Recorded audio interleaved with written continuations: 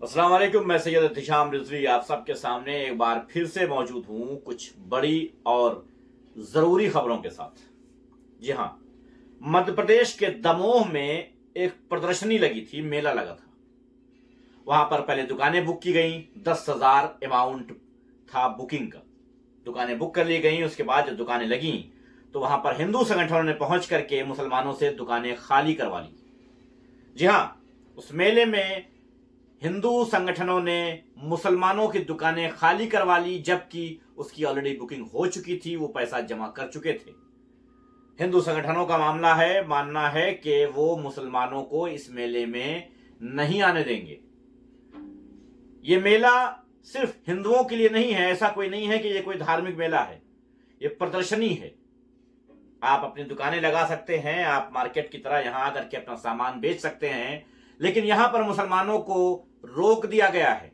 जी हां, मुसलमानों को रोक दिया गया है और उनकी दुकानें वहां से हटा दी गई हैं।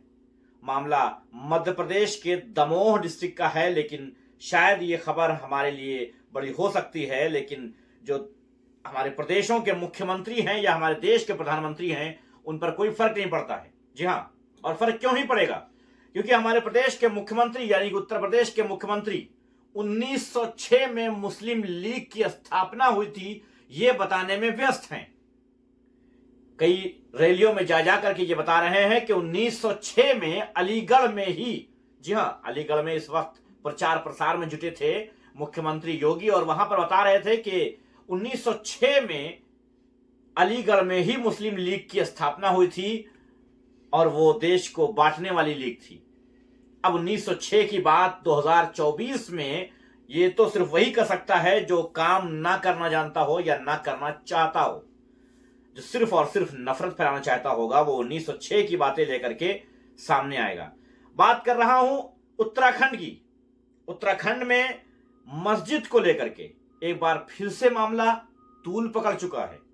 मस्जिद को जो है यहाँ से हटाना है और मस्जिद को हटाना हमारा सर्वप्रथम काम है। हम हिंदू हैं, हमारे एक गढ़वाल में। जी हाँ, एक मस्जिद को गिराने के लिए, उसको नुकसान पहुंचाने के लिए, उसको गिराने के लिए हिंदू संगठन आगे आ गए हैं। ये पिथौरागढ़ का मामला है। जी हाँ, ये पिथौरागढ़ का मामला है। बेरीनाग पिथौरागढ़ उत्तराखंड का मामला है। यहां पर हिंदू संगठनों ने एक मस्जिद गिराने के लिए प्रदर्शन शुरू कर दिया है और आगाह कर दिया है शासन प्रशासन को कि अगर आपने नहीं गिराया तो हम खुद इस मस्जिद को गिरा देंगे। लेकिन खैर, शासन और प्रशासन अभी तक अपनी नींद में है। तब तक नींद में रहेगा जब तक कोई मुसलमान कुछ बोल न दे। अगर कोई मुसलमान कुछ बोल देगा तो फिर उनकी भावनाएं आहत हो जाएंगी और कानूनी कार्रवाई शुरू हो जाएगी। लेकिन उससे पहले मस्जिदों को गिराने की बात करने वालों पर भी कार्रवाई नाम की नहीं हो सकती है। अब बात करते हैं हरियाणा की। हरियाणा में 6 दिसंबर तक टाइम दिया है हरियाणा पुलिस को। हिंदू संगठनों ने 6 दिसंबर लास्ट डेट दी है, नोटिस जारी किया है प्रशासन के नाम हिंदू संगठन ने, और एक मजार के लिए, और कहा है इस मजार को अगर आपने गिराया तो ठीक है, वरना 6 दिसंबर को हम खुद गिरा देंगे। ये नोटिस प्रशासन को दी गई। जी हां, अब हिंदू संगठन प्रशासन को नोटिस देते हैं। पहले प्रशासन संगठनों को नोटिस देता था कि आप अवैध कार्य नहीं कर सकते हैं, अराजकता नहीं फैला सकते हैं, लेकिन अब वो हिंदू संगठन प्रशासन को आगाह करते हैं और उनको नोटिस देते हैं कि फला डेट तक अगर आपने ये काम किया तो ठीक, और आपने नहीं किया तो हम स्वयं ये काम करेंगे।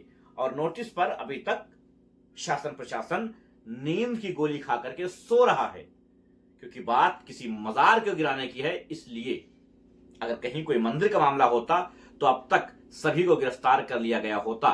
खैर, कोई बात नहीं। अब हम चलते हैं नजफगढ़।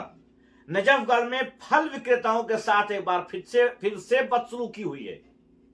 कि ये जो नेम प्लेट है, इसके अंदर देखो आप नाम, नंबर और टैली नंबर, जिससे व्यवस्था से सबको पता चलता रहे कि भाई कौन है। और क्योंकि कई तरह की शिकायतें भी आती थी भाई मिलावट की या किसी भी दिक्कत की, शिकायत भी अब रहेगी तो सीधा पता चल जाएगा। तो इसके लिए भाई सभी नजफगढ़ वासियों की तरफ से भाई अमित खरखड़ी जी को बहुत बहुत धन्यवाद, साधुवाद। जय श्री राम। जय श्री राम। बदसलूकी ऐसी वैसी नहीं, लगातार जैसा होता रहा है कि फलों की दुकानों पर अपने नाम लिखे जाएंगे और जो भी मुस्लिम हैं उनकी दुकानें वहां से हटाई जा रही हैं। जो नाम नहीं लिख रहे हैं उनकी भी वहां से दुकानें हटाई जा रही हैं। और गमछा डाल करके, हिंदुत्व का एक गमछा डाल करके कोई भी जाता है और उसके बाद ठेले वालों के नाम पूछता है, उनसे मारपीट करता है, जबरदस्ती करता है। लेकिन एक बार फिर से कहूंगा कि प्रशासन सो रहा है, अभी तक वो नींद से नहीं जगा है। चाहे हमारा प्रधानमंत्री हो, राष्ट्रपति हो या उच्च न्यायालय हो, सबके सब आंख मूंद करके सोने में व्यस्त हैं। बल्कि ये कहें कि आंख खोल करके सोने में व्यस्त हैं कि मामला जब मुसलमान का होता है तो एक गर्राई के बराबर भी होता है तो उनको बहुत बड़ा दिखता है और वो कार्रवाई के लिए उत्सुक हो जाते हैं। लेकिन मामला चूंकि मुसलमानों के खिलाफ है तो कोई दिक्कत की बात नहीं है। आपको याद होगा कि बुलंदशहर में राधा स्वामी सत्संग आश्रम में 2 बच्चियों का बलात्कार हुआ था। मैंने कुछ दिन पहले ये न्यूज आपको दी थी। एक बाबा, वहां का महंत, अरेस्ट भी हुआ था, सेवादार अरेस्ट भी हुआ था। अब वो लड़की एक बच्चे को जन्म दी है, वो नाबालिग बच्ची एक बच्चे को जन्म दी है। जी हां, वो नाबालिग बच्ची जो 6 महीने की प्रेग्नेंट थी, 6-7 महीने की प्रेग्नेंट थी, अभी उसने एक बच्चे को जन्म दिया है, वो नाबालिग बेटी ने। वो सेवादार फिलहाल जेल में है, लेकिन हालात क्या हैं ये बताना आपको जरूरी था। अपने बच्चों के साथ आपको कैसे मिलजुल कर इन जैसे लोगों की मुखालिफत करनी है यह आपको जानना जरूरी है। या आपको समझना होगा कि इन जैसों के खिलाफ आपको अपने बच्चों के साथ कैसे ट्रीट करना है कि इन ऐसे लोगों के खिलाफ वो आवाज उठा सके। लेकिन शायद हम इस मामले में पीछे रह जाते हैं। अब बात 2 खबरों की और करेंगे। अब चलते हैं चुनाव में महाराष्ट्र के 5 करोड़ रुपया कैश लेकर के भारतीय जनता पार्टी के महासचिव निकले हैं बांटने के लिए। वीडियो वायरल हो गई है। 5 करोड़ रुपया बांटने निकले थे और बांट रहे थे, वीडियो भी आ गई है, लेकिन पकड़े गए हैं। वीडियो भी वायरल हो गई है, देखना है कि कार्रवाई क्या होती है। अरे वो चुनाव आयोग नामक कोई चीज पाई जाती थी कुछ दिन पहले शायद, लेकिन अभी नहीं है। उसके हमें अफसोस है कि उसका देहांत तो हो चुका है। चुनाव आयोग जैसा कुछ हुआ करता था जिसका देहांत हो चुका है। हमें बड़े अफसोस के साथ ये कहना पड़ता है कि भारतीय जनता पार्टी जब कुछ करती है तो चुनाव आयोग जिंदा नहीं बचता है। खैर, झांसी में नर्सिंग की दिव्यांग छात्रा का अपहरण हो गया है। परिजनों को व्हाट्सएप पर वीडियो भेज करके 6 लाख की फिरौती मांगी गई है। उसी झांसी की बात कर रहा हूं जहां कुछ दिन पहले यानी 3 दिन पहले वहां पर एक हॉस्पिटल में आग लगी थी और 10 बच्चे झुलस कर मर गए थे। और योगी आदित्यनाथ मुख्यमंत्री बैठ करके महाराष्ट्र में यहां उत्तर प्रदेश को बता रहे थे कि यहां पर सब कुछ चंगा सी, यहां तो कोई दिक्कत ही नहीं है। अफसोसनाक है कि वहां पर एक दिव्यांग छात्रा, उसका अपहरण हो गया है और 6 लाख की फिरौती मांगी गई है। लेकिन कोई बात नहीं, फिरौती दे करके वो छोड़ी जा सकती है क्योंकि प्रशासन और शासन तो अभी फिलहाल सो रहा है।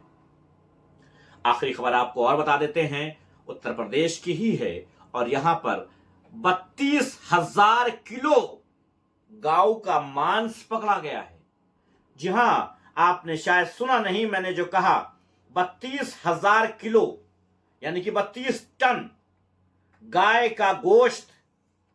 समझ रहे हैं मैं क्या कह रहा हूं? 50 ग्राम मांस बनता है किसी के घर में तो उसे मार दिया जाता है, मॉब लिंचिंग कर दी जाती है। और यहां पर 32,000 किलो गाय का गोश्त, वेरीफाइड गाय का गोश्त लैब में भेजा जा चुका है, कंफर्म हो चुका है कि ये गाय का गोश्त है और ये पकड़ा गया है। यानी कि कितनी बड़ी तादाद में स्मगलिंग हो रही होगी आप सोच सकते हैं। जब 32,000 किलो पकड़ा गया है तो बाकी कितना बिक रहा होगा आप समझ सकते हैं। और इसमें पकड़े जाने वालों का नाम है पूरन जोशी, खुर्शीद, अक्षय सक्सेना, सचिन, शिवशंकर। जी हां, शिवशंकर, सचिन, अक्षय सक्सेना, पूरन जोशी और खुर्शीद, ये लोग पकड़े गए हैं और गाय का गोश्त जब्त किया गया है, वो 40 करोड़ रुपए का है। 40 करोड़ रुपए का गोश्त पकड़ा गया है। लेकिन कोई दिक्कत की बात नहीं है, पकड़े जाने वालों में से सिर्फ एक ही मुस्लिम है, बाकी के सब हिंदू हैं। और जो कंपनी जिसके नाम चल रही है वो भी पूरन जोशी, यानी उसका मालिक पूरन जोशी, वो भी हिंदू और ब्राह्मण है। तो कोई दिक्कत की बात नहीं है। बहुत बहुत शुक्रिया आप सबका, धन्यवाद। और चैनल को सब्सक्राइब जरूर करिएगा, लोगों तक वीडियो भेजिएगा। अगर हमारी खबरें अच्छी लगती हैं तो कमेंट्स में बताइएगा, ताकि हम आपको फिर से ये खबरें दे सकें। बहुत बहुत शुक्रिया, मिलते हैं इंशाअल्लाह नेक्स्ट वीडियो में।